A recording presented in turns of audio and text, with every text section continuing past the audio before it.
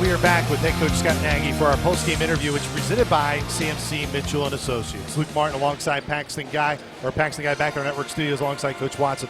Coach, just first thing, where do your eyes go when you look at the stat sheet here following your 90-80 loss here against the College of Charleston Cougars? Well, they shot 56%, so that's where they go. I mean, we had one kid that just whipped us. He absolutely whipped us. He got all of our bigs in foul trouble. 56%, and if my math's correct, we had 7 rebounds in the second half.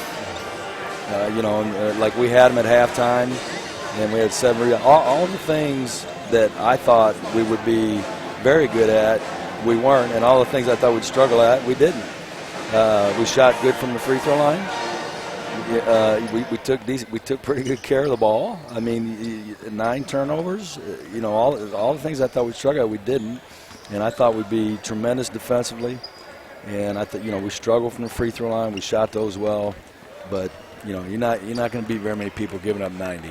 Coach, it's really hard to do, but would you like your guys to get further up on top of Versovich and not let him get the catch in quite as good a scoring position most of the night? Yeah, it's hard to do because if you start doing it, then they run stuff where he just steps in back doors, and that he wasn't hurting us with the those catches as much as he was in the low post. I mean, they just ran simple stuff, and we got Rollins out there that doesn't have a clue what he's doing right now, but he's trying, and he's trying to figure it out, and so I'm proud of him. And Jorge comes in a tough situation, and then there's no whistle, and it's hard for him to go up and down the floor that many times. It's just so big.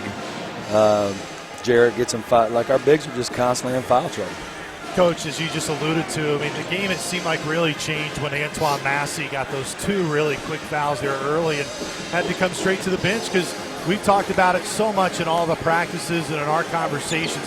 He's a huge piece to what you guys want to do. He is. We start the second half. We run a great play. He's got a dunk. He misses it. They go down at 3. It's like 5-point play just to start the second half. And our kids, like in the first half, we did a great job of hanging in there and fighting.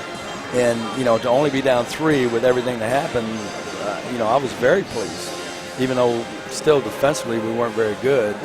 And we fought there in the second half. It was amazing. We came back and got the lead on that.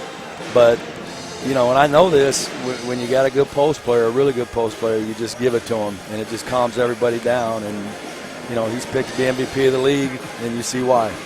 The 1-3-1 zone, first game of the year, you see that. Probably haven't had a chance to work much against that. We worked against it, but, we want to throw the ball in, and our center very rarely touch the ball against the zone. I don't want to chuck threes. I want to throw the ball in, and we'll be able to show them on film how many times our center had their center posted, and we didn't throw him the ball. Like, he's got him posted, throwing the ball, and we wouldn't throw it in.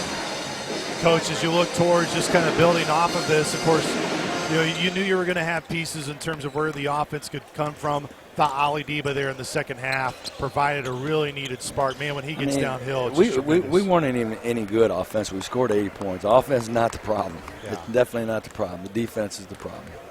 Thanks, Coach. Appreciate the time. Yep.